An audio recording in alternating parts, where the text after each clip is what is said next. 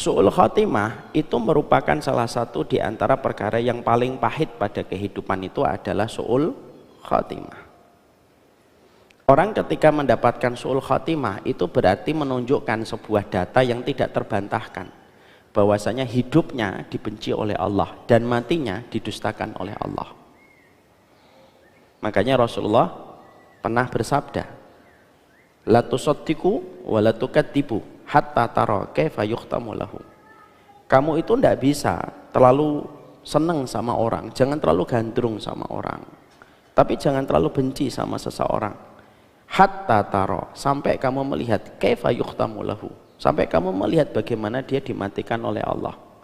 Karena kematian itu merupakan sebuah proses, bukan hanya dicabutnya ruh dari jasad, tapi kematian itu proses untuk melihat apakah orang ini dicintai oleh Allah, matinya dibenarkan oleh Allah, atau sebaliknya orang ini dibenci oleh Allah, atau hidupnya atau matinya didustakan oleh Allah. Tidak ada perkara yang paling dikhawatirkan oleh Nabi kecuali mati su'ul khatimah. Makanya beliau selalu berdoa, salah satunya adalah ihdinas siratal mustaqim, iyyaka na'budu wa iyyaka nasta'in, ihdinas siratal mustaqim. Ya Allah, berilah kami petunjuk yang benar. Karena kenapa Nabi sekali bernabi harus meminta hidayah pada kehidupan beliau, dan beliau sepanjang hidupnya itu tidak pernah lepas untuk meminta hidayah. Imam Ibnu Qayyim ngomong, kalaupun setingkat Nabi memohon kepada Allah supaya diberikan hidayah, karena sesungguhnya Nabi itu khawatir kalau matinya beliau dan wafatnya beliau itu berada pada kondisi su'ul khatimah. Itulah yang menjadikan Nabi sekali bernabi itu masih meminta doa supaya diberikan hidayah. Karena hidayah bagi orang yang sudah taat, fungsinya hidayah itu memberikan kepadanya istiqomah sampai dia mendapatkan husnul khatimah. Makanya yang menjadikan kita memahami, itulah salah satu di antara hal terburuk pada kehidupan. Hal yang paling buruk itu bukan kemiskinan. Kalau kita miskin, gak ada masalah dengan miskin, karena miskin bukan aib. Kalau kita tidak terkenal, itu bukan aib. Kalau kita dipecat dan mendapatkan PHK kantor kita, itu tidak ada masalah. Yang jadi masalah itu apa? Kalau matinya seseorang itu su'ul khatimah, sudah selesai dia. Karena apa? Husnul khatimah dan su'ul khatimah itu dimensinya langsung nyambung sama Allah. Makanya kalau ada, maaf ya, ada seorang ahlul hikmah itu mengatakan, orang kok sampai minta dijauhkan dari kemiskinan kok lebih banyak daripada dia minta dihindarkan dari su'ul khatimah. Nah, dia belum paham tentang hakikat mati. Maaf ya ibu dan bapak, kadang-kadang kita itu banyak berdoa, ya Allah, Allahumma inni a'udzubika minal faqri. Ya Allah, mbok saya jangan miskin ya Allah. Sering. Tapi ternyata doa kita meminta perlindungan dari kemiskinan itu jauh lebih banyak daripada kita meminta perlindungan dari su'ul khatimah. Makanya sampai para ulama, sampai ahlul hikmah itu berkata, orang itu kalau tidak paham mati dan konsekuensi paling buruk dari kematian adanya su'ul khatimah, biasanya mereka lebih takut kepada kemiskinan daripada su'ul khatimah. Padahal su'ul khatimah itu puncak keburukan di dunia sebelum puncak kehinaan manusia di akhirat, yaitu adalah neraka. Makanya yang kita khawatirkan bukan penyakitnya, yang kita khawatirkan bukan musibahnya, yang kita khawatirkan itu matinya dalam kondisi su'ul khatimah. Itu yang paling kita khawatirkan. Dan berapa banyak orang yang mati tampaknya biasa, tapi bisa jadi dia mati dalam kondisi su'ul khatimah. Walaupun di mata manusia nggak kelihatan kalau itu su'ul khatimah, tapi di mata Allah itu su'ul khatimah. Su'ul khatimah itu ada yang yujalliha, diperlihatkan oleh Allah, lalu manusia ngelihat itu su'ul khatimah, mati, mabuk, oplosan, mendem, mati, kelihatan, oh ini su'ul khatimah. Boleh nggak kita mengatakan, mengomentari orang su'ul khatimah? Kalau memang terbukti memang dalam dosa dia mati, boleh untuk menetapkan status su'ul khatimah. Matinya su'ul khatimah. Tapi ada orang yang mati su'ul khatimah itu tidak diperlihatkan oleh Allah. Bisa jadi orang itu tampaknya tidur, meninggal dunia, tapi ternyata di mata manusia orangnya habis tidur mati, tapi di mata Allah dia matinya su'ul khotimah. Kenapa? Karena pada waktu dia sebelum tidur tidak ada yang dia pikirkan kecuali dunia, maksiat, dosa, lalu setelah itu tidur. Matinya dalam kondisi dia memikirkan sesuatu yang dibenci oleh Allah. Makanya yang kita khawatirkan itu dua-duanya. Kita khawatir mati su'ul khotimah yang diperlihatkan, dan kita juga khawatir kematian su'ul khotimah yang tidak diperlihatkan oleh Allah. Dan itu bisa terjadi kepada siapapun yang tidak waspada. Karena sesungguhnya selamat dari su'ul khotimah itu ya waspada dari berbagai macam perkara yang bisa menyebabkan kita mati pada kondisi su'ul khotimah. Jadi su'ul khotimah itu mengerikan. Dan itulah yang menjadikan akhirnya para sahabat Nabi itu mintanya itu selalu apa? Kematian husnul khotimah. Permintaan mereka itu sudah minta husnul khotimah. Terutama kalau sudah melewati angka 40. Kalau sudah melewati angka 40, maka mintalah kepada Allah husnul khotimah setiap hari, setiap waktu, dan tidak ada satu waktu kesempatan emas kecuali adalah wafat dalam kondisi husnul khotimah. Dan itulah yang menjadi sebuah perenungan untuk kita tentang bagaimana husnul khotimah dan su'ul khotimah.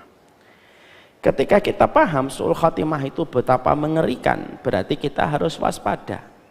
Kewaspadaan kita terhadap su'ul khotimah itu adalah bagaimana kita harus tahu pencetus dan penyebab orang terjerumus kepada su'ul khotimah.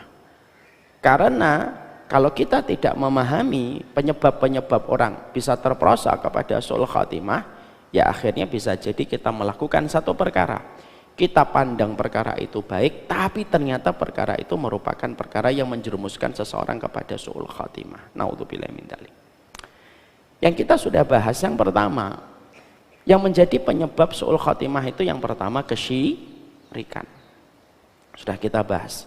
Syirik itu merupakan salah satu hal terbesar yang menyebabkan seseorang itu masuk kepada perkara su'ul khotimah. Jadi kalau ada orang meninggal dunia dalam kondisi dia berbuat syirik, tidak beriman sama Allah, dia tidak beriman kepada Rasulullah Shallallahu Alaihi Wasallam, apapun kematiannya, bagaimanapun kondisinya dia mati, dia sejatinya mati su'ul khotimah. Ini camkan, ini kaidah. Ini kaidah akidah Ahlussunnah wal Jamaah. Jadi kalau orang mati dia tidak beriman sama Allah, tidak beriman kepada baginda Nabi Sallallahu Alaihi Wasallam, matinya su'ul khatimah. Karena apa? Maka mereka menyelisihi perkara besar dan agung dalam kehidupan agama ini, yaitu beriman kepada Allah dan Rasulnya. Saya kan sudah pernah menyampaikan kepada seluruh para bapak dan ibu, semua agama itu baik, tapi agama yang mengajarkan kebenaran hanya satu, Islam. Dan Allah itu tidak hanya menuntut kita menjalankan agama dengan kebaikan, tapi menuntut kita menjalankan agama dengan kebenaran. Jadi intinya, saya tidak mau mengulang penjelasan ini karena sudah saya sampaikan panjang lebar. Apapun kesyirikan, apapun kekufuran, kok dibawa mati, apapun kondisi yang kita lihat dari orang itu, dia sebenarnya su'ul khatimah. Ya, karena Allah akan menyeleksi manusia pada waktu di kehidupan akhirat itu dengan kebenaran akidah yang pertama, yang menjadi dasar Allah menyelamatkan seorang manusia. Ini yang pertama. Yang kedua yang sudah kita mengerti adalah orang yang mati pada kondisi su'ul khatimah itu adalah ketika membenci sunnah Rasulullah Shallallahu Alaihi Wasallam, tidak suka dengan apa yang diturunkan kepada baginda Nabi, nggak suka dengan syariat Allah. Orang yang sengaja memproklamirkan dirinya untuk tidak suka terhadap hukum Allah dan syariatnya, sunnahnya, hati-hati. Mungkin bisa jadi dia selamat di dunia, tapi matinya pasti su'ul khatimah. Tidak pernah ada satu kejadian orang yang declare, memproklamirkan dia benci sama syariat, lalu matinya tidak dalam kondisi hina, itu tidak ada. Saya pernah menyampaikan sebuah kisah yang ada pada kitabnya Imam Nawawi, yaitu Bustanul Wa'idin. Imam Nawawi itu menukilkan kepada kita sebuah kisah nyata. Ada orang itu nggak seneng sama salah satu sunnahnya Nabi, walaupun cuma satu yang dia benci. Dia nggak suka orang itu pakai siwak. Sudah pernah saya ceritain, dia nggak suka orang itu pakai siwak, tuh nggak suka.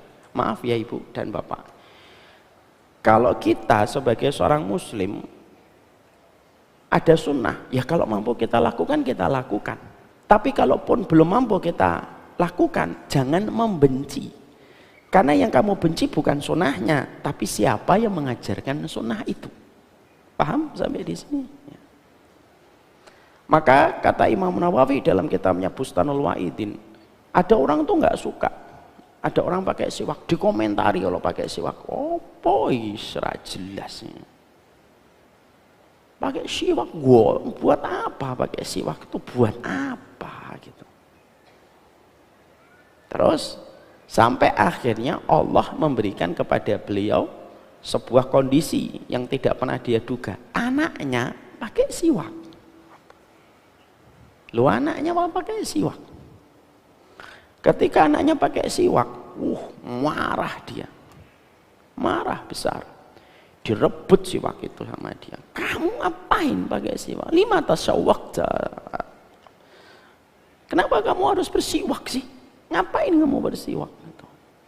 Ya anaknya diem menghadapi bapaknya.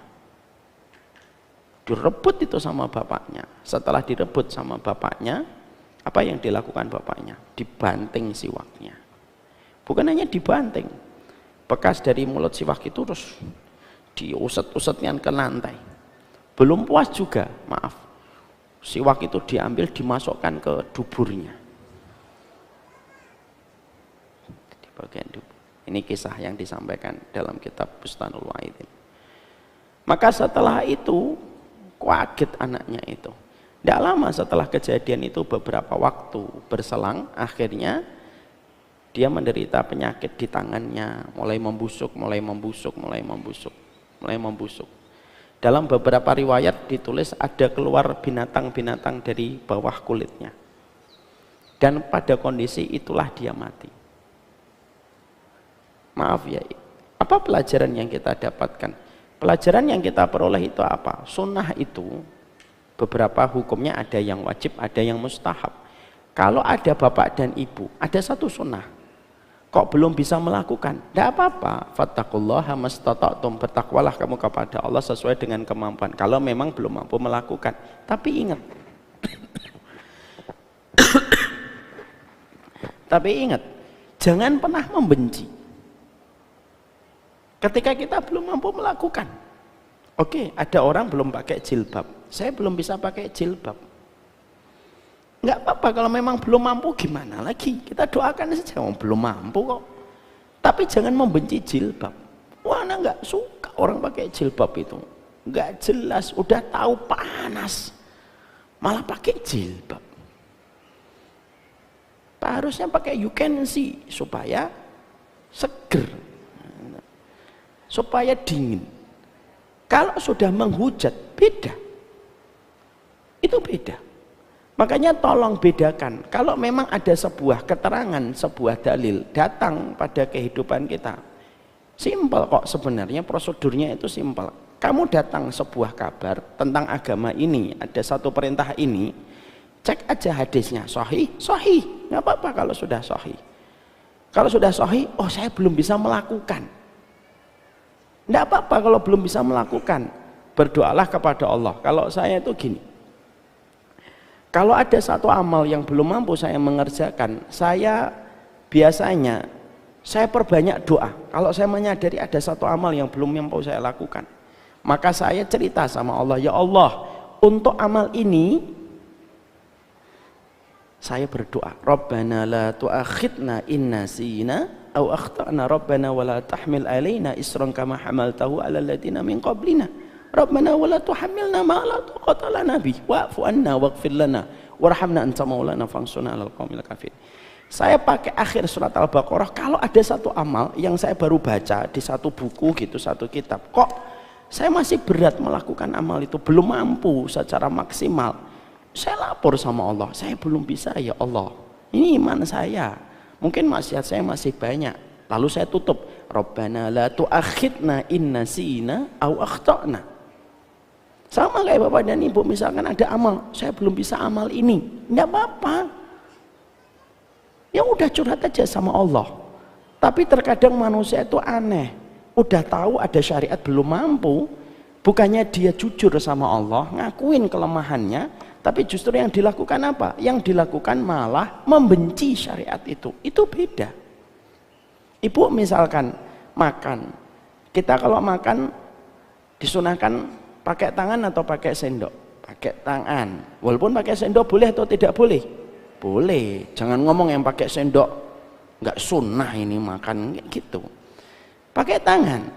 Lalu ketika pakai tangan disunahkan untuk melepaskan tangannya? Enggak. Kalau kita makan pakai tangan disunahkan apa? Menjilat-jilat jari jemari. Sunnah atau tidak sunnah? Wajib atau tidak wajib? Tidak wajib. Boleh melakukan, boleh tidak. Oke, kita belum bisa melakukannya. Ya sudah, ya Allah saya belum bisa melakukannya. Keluarga saya kalau ngeliatin saya menjilat-jilat, oh saya bisa diomongin 20 purnama ke depan. Apa makan dijilat-jilat? Oke, kalau nggak mampu, nggak apa-apa. Karena memang tidak semuanya belum bisa kita lakukan secara maksimal. Tapi kita mengomentari apa itu sunnah menjilat-jilat itu. Ini nggak sesuai dengan Islam ini. Ini apa ajaran baru? Padahal jelas di situ ada perintahnya datang dari hadis yang sahih. Maka itu beda kedudukannya. Maka inilah yang menjadikan kita harus paham. Kalau sudah membenci satu syariat dari sunnahnya Nabi Shallallahu Alaihi Wasallam, akibatnya apa? Kalau kamu sudah membenci, yang kamu benci itu bukan produknya, tapi yang kamu benci itu sebenarnya adalah orang yang memakai produk itu. Siapa itu yang mengajarkan? Baginda Nabi Shallallahu Alaihi Wasallam. Dan kalau sudah Nabi, ya langsung hubungannya dengan Allah. Makanya kan ada hadis qudsi, man adali waliyan faqad adantuhu bil harbi. Siapapun yang menyakiti waliku maka aku perangi dia. Dan Nabi itu bukan wali, Nabi itu Rasul. Dan kedudukan Rasul itu lebih tinggi daripada kedudukan wali. Kalau kita menyakiti walinya Allah saja sudah diperangi sama Allah, apalagi ketika kita menyakiti Rasulullah.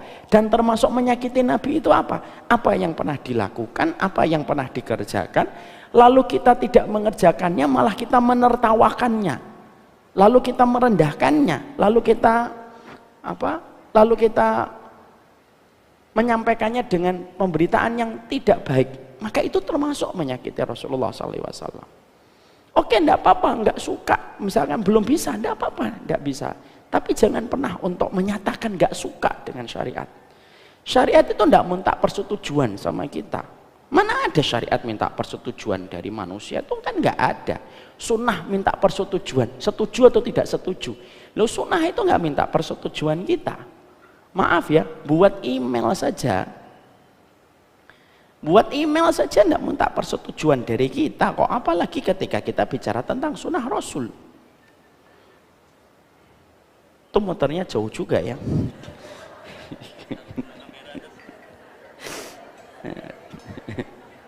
Memang ikan hiu tuh kalau muter dulu dia. Syukran akhi.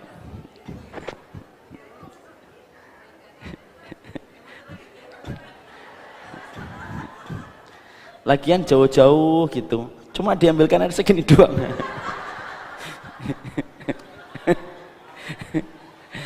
Ya apa-apa. Semoga Allah merahmati orang tua beliau.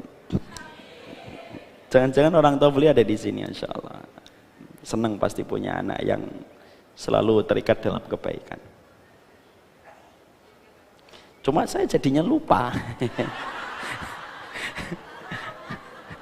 Apa tadi yang terakhir? Saya ngomong apa tadi?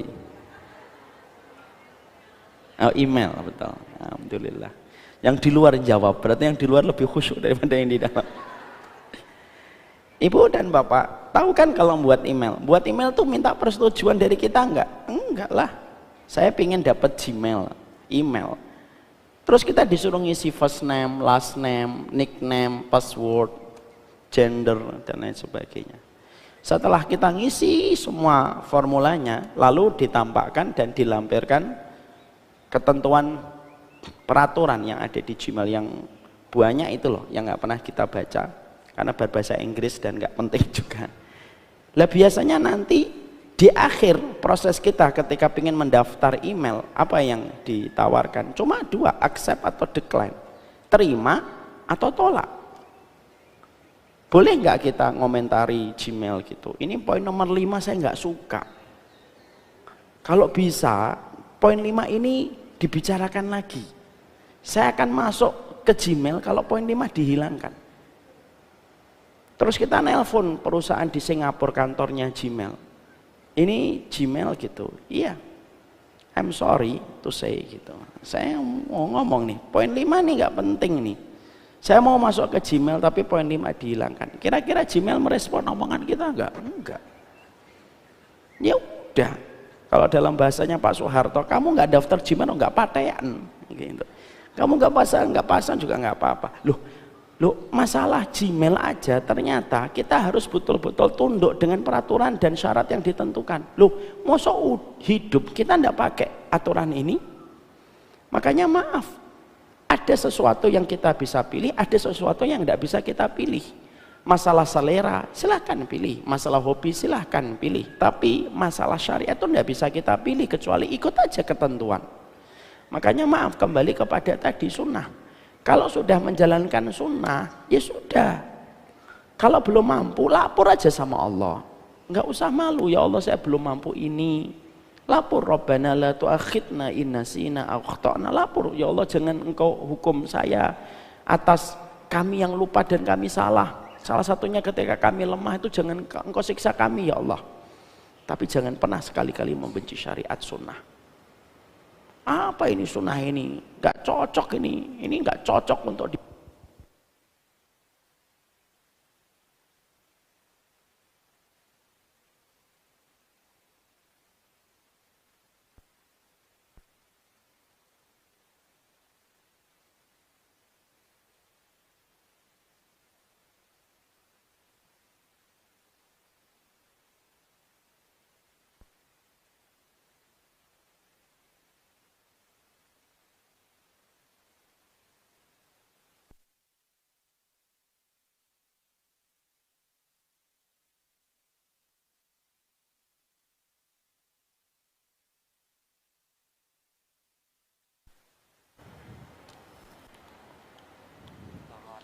tes, dah, alhamdulillah. Ditutup boleh nggak boleh? Dah antum gemetar nggak usah ditutup. Sini aja saya yang nutup. Syukran jazakallahu khair. Nggak apa-apa, akhi. Antum sudah banyak salahnya kan, insya Allah dimaafkan.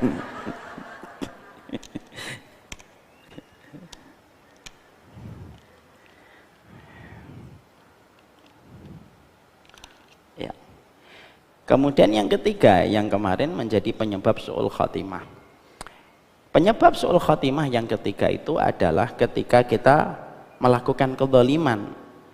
Orang yang melakukan kezaliman itu akan berhadapan dengan Allah secara langsung. Kezaliman itu bandul. Seberat apapun kita melemparkan bandul, maka bandul itu akan berbalik dengan pantulan yang sama. Kezaliman itu semacam itu. Tidaklah seseorang ketika mereka melakukan kezaliman kepada siapapun, terutama kepada orang yang betul-betul beriman sama Allah, kecuali dikhawatirkan kezaliman itu akan berbalik arah, menjadi salah satu sebab matinya kita pada kondisi su'ul khatimah. Makanya Allah kan sudah menyampaikan tegas betapa agama ini dibangun di atas asas tidak adanya kezaliman. Makanya Allah menyampaikan di dalam hadis qudsi, dan ini penegasan dari Allah, inni haradtu dzulma ala nafsi wa ja'altuhu muharraman bainakum. Sesungguhnya aku ini telah aku haramkan kezaliman pada sifatku. Jadi Allah itu betul-betul mengharamkan kezaliman. Wa ja'altuhu muharraman bainakum. Aku menjadikan kezaliman itu haram untuk kalian. Fala tadzalamu, jangan saling menzalimi. Jangan saling mendolimi, baik kepada muslim atau non muslim. Kedzaliman itu tidak mengenal batasan keimanan. Zalim sama non muslim itu pun juga akan dibayang-bayangi oleh Allah. Makanya kita kemarin mengambil sebuah kisah nyata bagaimana kedzaliman seorang Hajjaj bin Yusuf kepada Sa'id bin Zubair, dan itu yang menyebabkan matinya Hajjaj bin Yusuf su'ul khatimah ketika dia berani menzalimi seorang ulama besar di antara walinya Allah yang bernama Sa'id bin Zubair. Ini sudah saya sampaikan pada pertemuan yang terakhir. Sekarang kita bahas poin yang keempat. Yang keempat, salah satu di antara penyebab orang itu bisa mati pada kondisi su'ul khatimah itu apa? Yang keempat, kalau kita berteman dengan teman yang merusak akidah kita dan merusak akhirat kita. Pertemanan, circle pertemanan, kalau berteman sama mereka yang merusak urusan akidah kita dan merusak urusan akhirat kita, itu menjadi salah satu penyebab matinya seseorang pada kondisi su'ul khatimah. Bukti nyata yang terang tentang masalah ini kita dapatkan ketika kita menjumpai kisahnya Ali bin Abi Thalib radhiyallahu anhu. Ali bin Abi Thalib itu baik, tapi ketika Rasulullah di dalam dakwahnya sepanjang hidupnya mendakwahi Islam kepada Ali bin Abi Thalib tidak kunjung mendapatkan hasil, sampai Nabi Muhammad mengetahui Ali bin Abi Thalib pada kondisi yang berat ketika mulai menuju kepada proses nazak sebelum sakaratul maut. Maka pada saat itu yang dilakukan oleh Rasulullah adalah mendatangi Abu Thalib, lalu menyampaikan kepada Abu Thalib sebuah kalimat mantra, yaitu adalah kalimat akidah, kalimat tauhid. Kulli kalimatan uhaju bika indallah. Wahai Abu Thalib, ucapkan dong kulli kalimatan. Loh, udah ringan banget ini dari baginda Nabi. Kulli kalimatan. Kalimatan. Jadi Nabi ketika mendapati Abu Thalib dalam kondisi sakaratul maut, Nabi tidak mengatakan kepada Abu Thalib, ayo haji, ayo umroh, ayo sholat. Enggak. Yang diajukan oleh Nabi itu kalimat yang diajukan Nabi itu tawaran yang ringan. Kulli kalimatan uhaju bika indallah. Ayo dong pamanku, ucapkanlah kalimat yang aku bisa jadikan kalimat itu hujah nanti di hadapan Allah, bukti. Yang dimaksudkan oleh Nabi dari kata kalimatan, takwilnya apa? Para ulama mengatakan kalimatan yaquluhan Nabi fi hadzal hadis, kalimat yang dikatakan oleh Nabi dalam hadis ini artinya adalah asyhadu alla ilaha illallah wa asyhadu anna muhammadar rasulullah. Tapi ternyata pada saat itu di sampingnya ada seseorang yang bernama Abu Jahal ya, dan Walid bin Mughirah, yang mana ketika dia melihat Abu Jahal itu mementahkan apa yang ditawarkan oleh baginda Nabi. Yang ditawarkan oleh baginda Nabi itu apa? Yang ditawarkan oleh baginda Nabi adalah kalimatan, yaitu kalimatus syahadah. Lah kalimat syahadat itu dipentalkan oleh Abu Jahal dengan sebuah kata, atarghabu amillati abaina Abdul Muthalib. Loh, ya apa tega kamu tinggalkan apa yang dulu diwajarkan oleh ajaran nenek moyang kita Abdul Muthalib. Nabi tahu kalimat yang beliau tawarkan itu dimentahkan. Nabi ngulang kembali, kulli kalimatan uhaju bika indallah.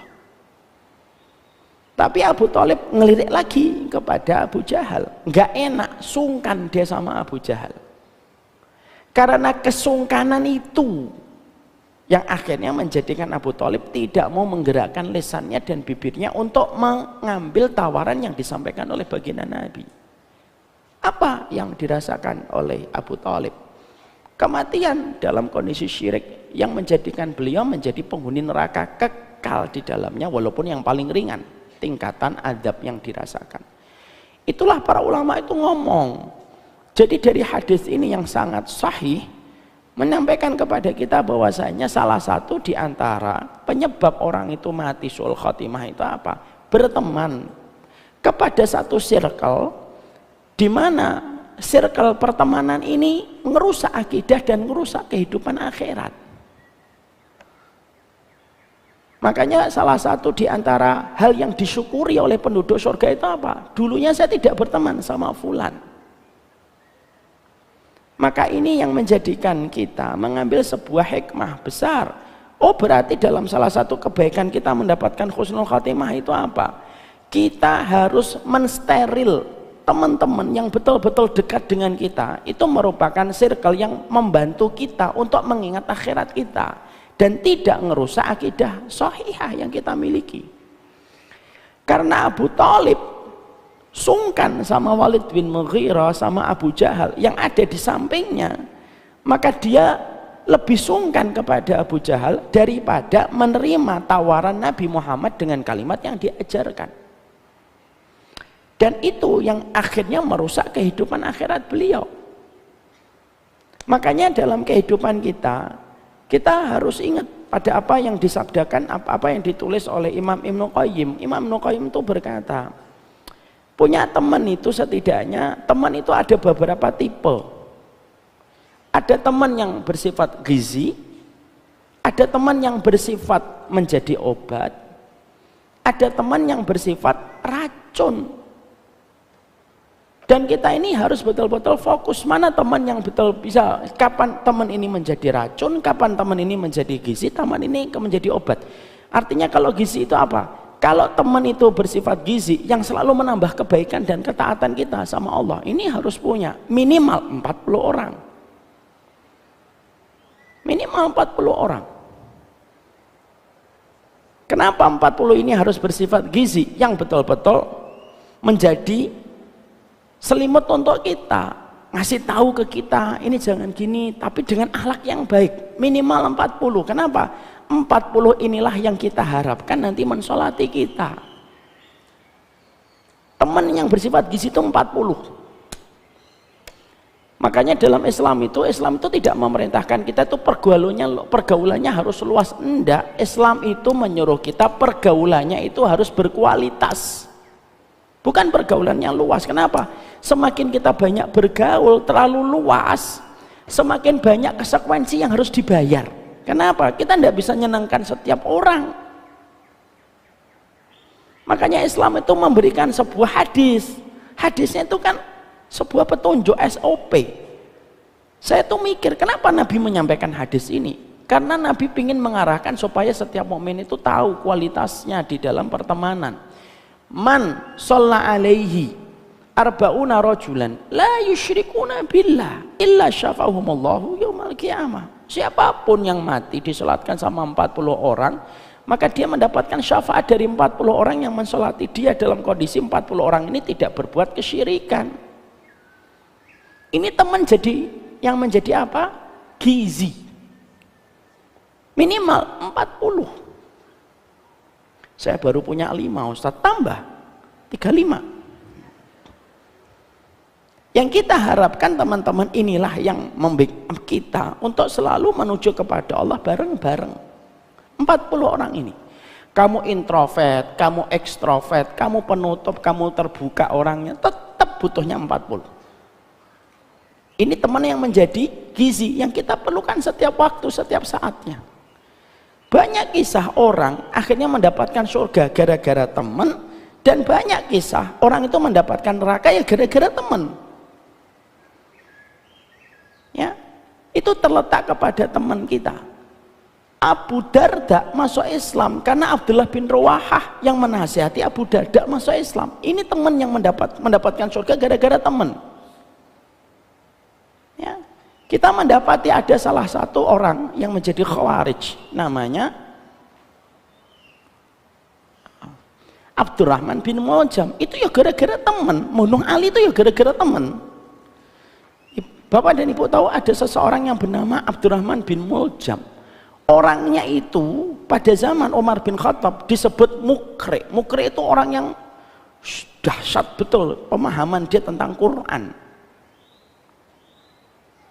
Dan Umar bin Khattab itu pernah ngasih rekomendasi Abdurrahman bin Muljam ini orang salih. Tanpa Umar mengetahui bagaimana akhir kehidupan Abdurrahman bin Muljam. Umar bin Khattab meninggal dulu. Abdurrahman bin Muljam ini akhirnya beliau berkenalan dengan orang-orang yang berpikiran ekstrim untuk mengkafirkan sebagian para sahabat.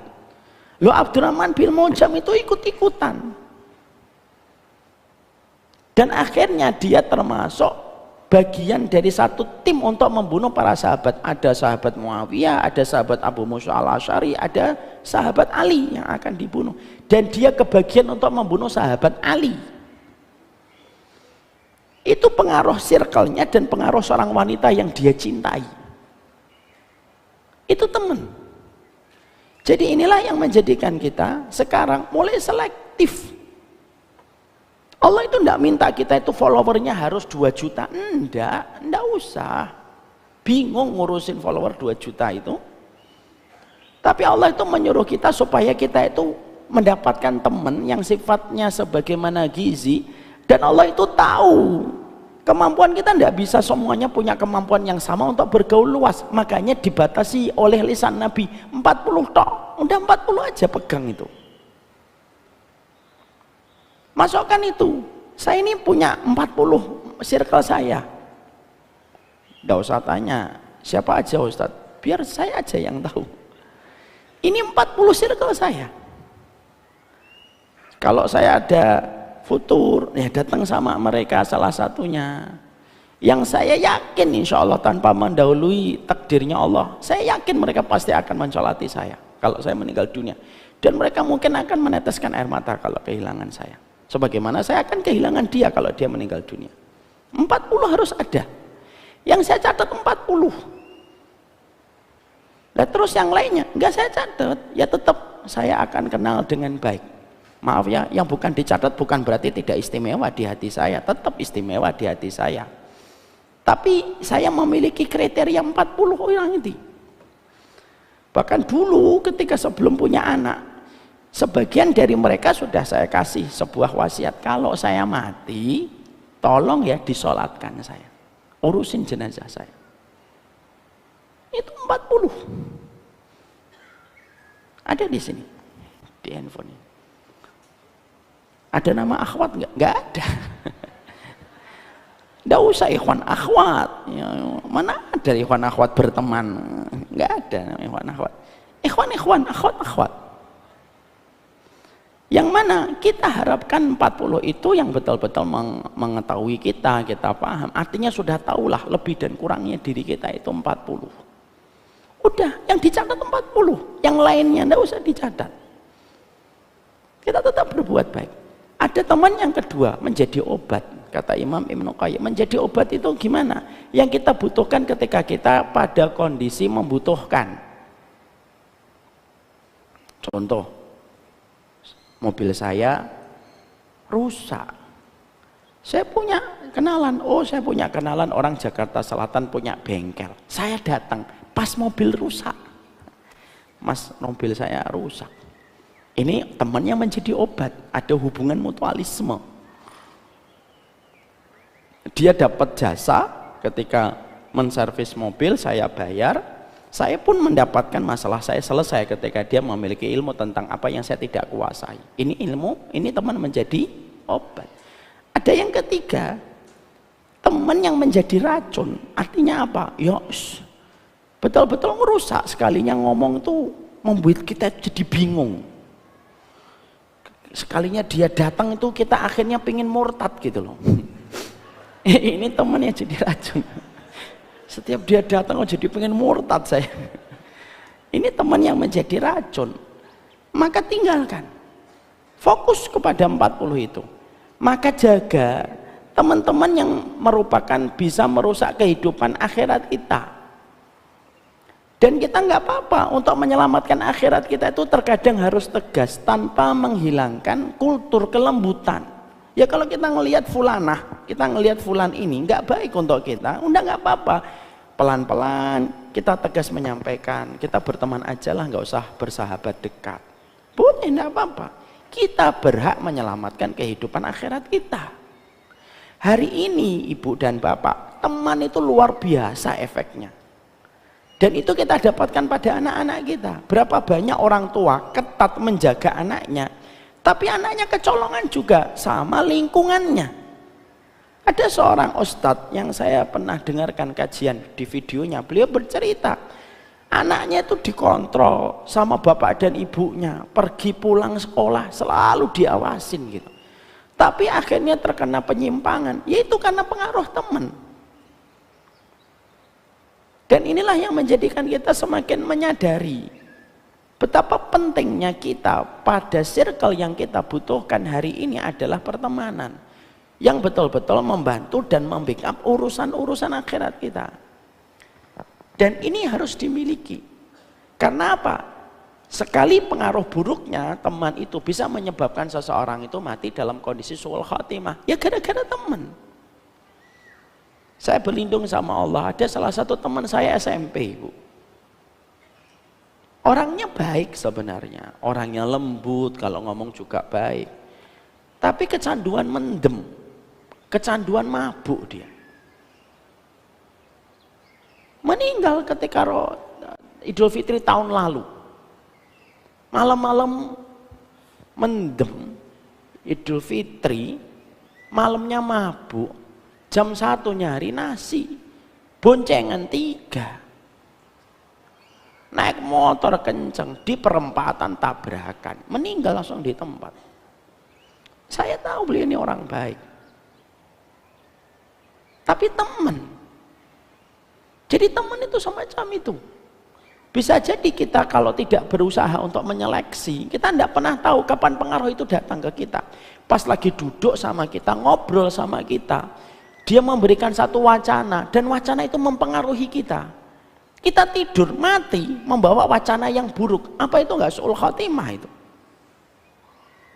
Bertemanlah yang terus membangun kebaikan akhirat kita. Maaf ya, berteman sama yang akhlaknya buruk aja sudah merugikan. Contoh, ibu berteman sama yang akhlaknya buruk, malam-malam nelpon, Mbak tadi saya ngaji di sini ini. Oh kamu tahu nggak ustadz yang begini, ngomong semuanya. Padahal kita tahu loh, ini orang nggak pernah tahu ustadz itu, ketemu nggak pernah, ilmunya juga nggak tahu dia bagaimana. Terus setelah kita nelpon, tutup, kita mulai terpengaruh, jangan-jangan betul yang disampaikan, tidur kita, mati kita. Apa nggak mati dosa besar itu? Membawa don yang buruk sama seseorang, ya atau tidak? Sampai kapan kita akan terus mengorbankan? Kalau Abu Thalib saja, orang yang dilihat Allah memberikan bukti luar biasa untuk membantu dakwahnya Nabi, tapi gara-gara teman rusak itu sebelanga, susu itu rusak sebelanga gara-gara teman.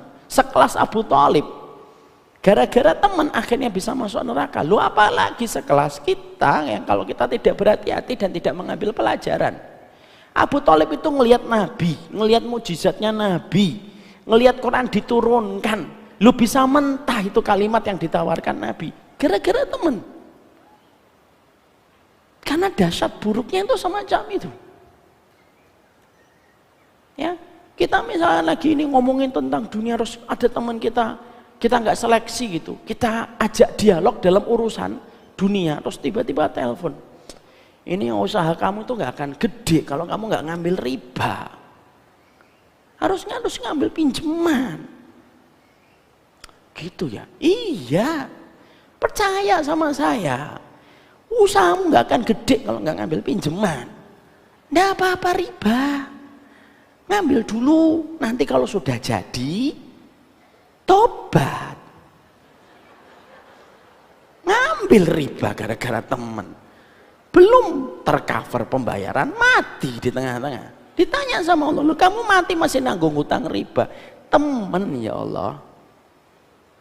Kan begitu, kita kan nggak pernah tahu. Maaf ya, urusan komen aja bisa ngerubah orang, itu komen, apalagi temen Bu. Lu ada orang yang saya lihat di sosial media, di YouTube, dia ngelepas jilbab gara-gara komen. Saya tuh ngambil pertimbangan untuk melepaskan jilbab karena ada satu komen bagus yang saya pernah baca dari follower saya. Lu ini gimana sih? Itu bisa terjadi. Kenapa? Pikiran manusia itu, hatinya manusia itu berbolak-balik, cepatnya itu luar biasa.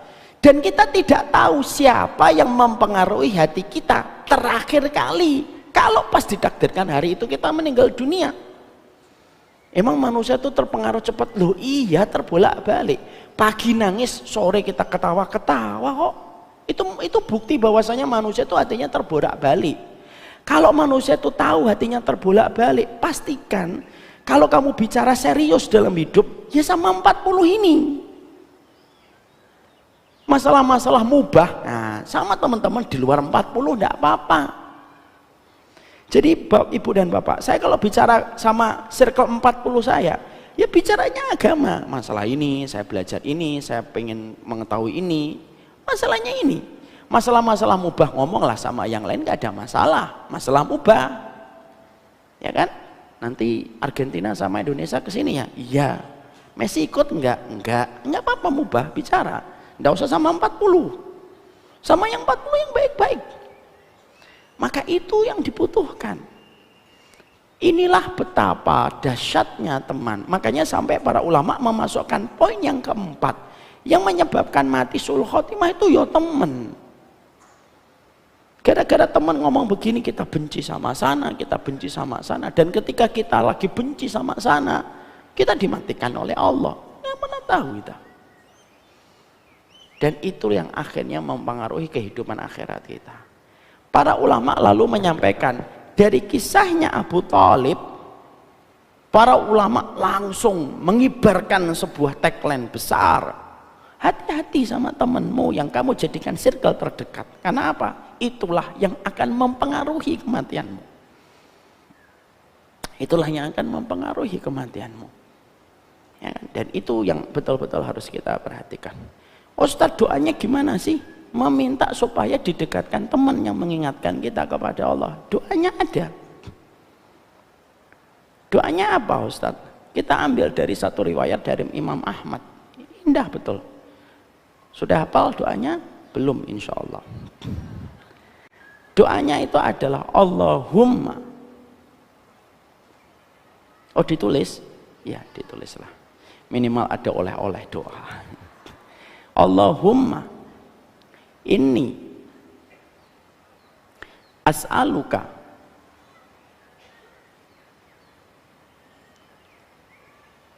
hubbaka wa hubba may yuhibbuka wa hubba may yuhibbuka wa hubba amalin yuqarribuni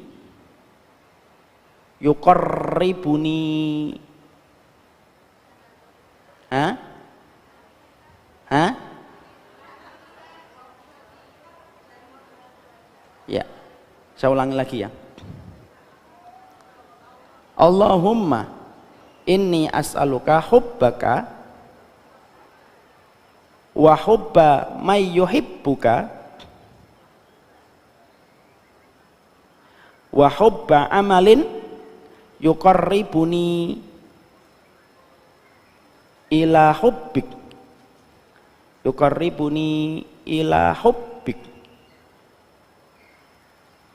Masya Allah ya, cepet ya nulisnya, berarti pakai Latin ini.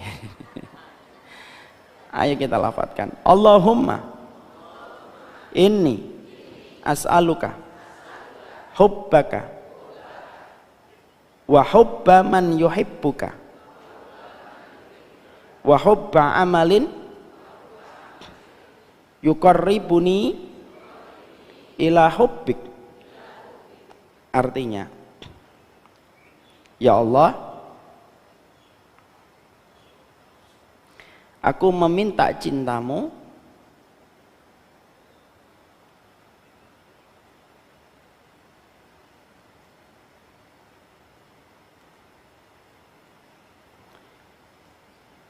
dan cinta orang yang mencintaimu dan cinta orang yang mencintaimu dan amalan yang paling engkau cintai yang mendekatkan aku kepada cintamu.